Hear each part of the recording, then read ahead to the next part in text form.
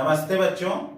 आज मैं फिर आपके सामने अपना सब्जेक्ट अर्थशास्त्र लेकर उपस्थित हूँ। ये भारतीय अर्थव्यवस्था के क्षेत्र के क्लास 10th का एक इम्पोर्टेंट चैप्टर है।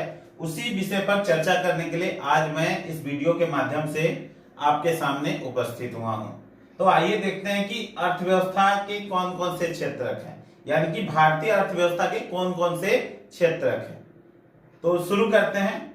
हमारी जो भारतीय अर्थव्यवस्था एक मिश्रित अर्थव्यवस्था है। कहने का मतलब है भारत की अर्थव्यवस्था एक मिश्रित अर्थव्यवस्था है, यानी कि यहाँ निजी उद्योग धंधे भी और सरकारी उद्योग धंधे भी पाए जाते हैं। यहाँ निजी लोगों को भी इन्वेस्ट करने का मौका मिलता है, सरकार तो उद्योग धंधे लगाती ही है। तो हम कह सकते हैं कि दोनों तरह के उद्यम पाए जाते हैं, तो हमारी अर्थव्यवस्था मिश्रित अर्थव्यवस्था है। भारतीय अर्थव्यवस्था के अंतर्गत 3 क्षेत्र पाए जाते हैं। भारतीय अर्थव्यवस्था के अंतर्गत 3 क्षेत्र पाए जाते हैं। पहला है प्राथमिक क्षेत्र, दूसरा है द्वितीयक क्षेत्र, तीसरा है तृतीयक क्षेत्र। पहला है प्राथमिक क्षेत्र, दूसरा है द्वितीयक क्षेत्र, तीसरा है तृतीयक क्षेत्र। अब हम जान लेते हैं कि क्षेत्रक का क्या अर्थ होता है। क्या होता है क्षेत्रक का मतलब है क्षेत्र या फील्ड या एरिया। क्षेत्र से ही क्षेत्रक बना है, अर्थात वो क्षेत्र जिसके अंतर्गत हम काम करते हैं, जिस क्षेत्र में हम काम करते हैं। तो क्षेत्र का अर्थ है क्षेत्र या फील्ड या एरिया जिसके अंतर्गत हम काम करते हैं, जिसमें रहकर हम काम करते हैं। तो याद रखिएगा क्षेत्र का अर्थ है क्षेत्र, जिस क्षेत्र में हम काम करते हैं। तो आइए एक एक करके हम देखते हैं कि भारतीय अर्थव्यवस्था के जो क्षेत्रक हैं वो 3 प्रकार के हैं। तो वो क्या क्या, उनका मतलब क्या, वो क्या है, ये हम समझने की कोशिश करते हैं। तो हम पहला देखते हैं प्राथमिक क्षेत्र।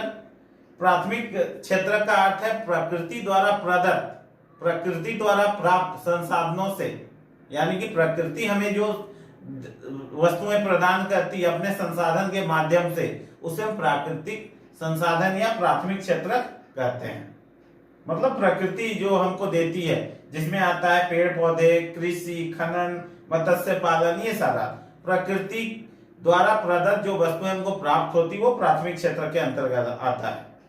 दूसरा है द्वितीयक क्षेत्र, प्राकृतिक उत्पादकों को विनिर्माण द्वारा अन्य रूपों में परिवर्तित करता है। मान लीजिए हमने एक पेड़ काटा, पेड़ की कटाई हो गई, उसके बाद उससे हम फर्नीचर बनाते हैं, कोई लकड़ी का सामान बनाते हैं, घर का दरवाजा बनाते हैं। तो उसी प्रकार चीनी उद्योग, गन्ने, ईख, आप नाम सुने, ईख से चीनी बनता है। तो ईख प्राकृतिक उत्पाद हुआ और उसका जो रूप हुआ उद्योग धंधों के द्वारा जो बनाया गया रूप आया वो चीनी।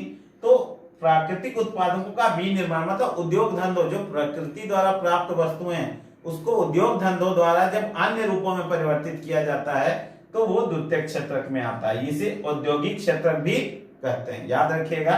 द्वितीयक क्षेत्र को औद्योगिक क्षेत्रक भी कहते हैं। इसके अंतर्गत जैसे हम एग्जांपल ले सकते हैं, चीनी उद्योग, कागज उद्योग, फर्नीचर उद्योग इत्यादि आते हैं। ओके, अब तीसरा है तृतीयक क्षेत्र। यह क्षेत्र वस्तुओं का उत्पादन नहीं करता, बल्कि ये क्षेत्र वस्तुओं का उत्पादन नहीं करता बल्कि प्राथमिक और द्वितीयक की सेवा करता है, यानी कि सहायता करता है। उनके वस्तुओं को मान लीजिए एक से उत्पादन हुआ, दूसरे में विनिर्माण हुआ और तीसरा मतलब सेवा करने का मतलब है कि एक जगह से दूसरी जगह पहुंचाने का काम करता है। जैसे परिवहन है, बैंकिंग है, बैंकिंग के द्वारा हमको सहायता मिलती है, हम पैसा कहीं से भी कहीं भेज सकते हैं, तो सेवा हो रहा है। उसी प्रकार परिवहन, कहीं किसी वस्तु का निर्माण हो गया, उद्योग धंधों से हमको दूसरे शहर पहुंचाना, तो हम कह सकते हैं कि तृतीयक क्षेत्र सहायता करता है प्राथमिक और द्वितीयक का। तो इसे सेवा क्षेत्र भी कहा जाता है। ये सेवा क्षेत्र भी कहलाता है तृतीयक क्षेत्र। इसमें बैंकिंग, परिवहन इत्यादि आते हैं। तो आप याद रखिएगा, यही है अर्थव्यवस्था के क्षेत्र जो हमारे भारत की अर्थव्यवस्था को दर्शाता है। प्राथमिक क्षेत्र, द्वितीयक क्षेत्र, तृतीयक क्षेत्र। ये हमेशा पूछा जाता है कि क्या है, प्राथमिक में क्या आता है, द्वितीयक में क्या आता है, तृतीयक में क्या आता है, या पूछते हैं कि तृतीयक को सेवा क्षेत्र क्यों कहा जाता है। तो आप याद रखिए कि यह वस्तु का उत्पादन नहीं करता बल्कि सेवा प्रदान करता है, सहायता करता है प्राथमिक और द्वितीयक का, इसलिए इसे सेवा क्षेत्र भी कहा जाता है। बच्चों, मैंने आपको कोशिश किया अपने तरीके से अच्छे से समझाने का। आप इसको देखेंगे, पढ़ेंगे, सुनेंगे और अच्छा से समझने का प्रयास करेंगे। Thank you so much.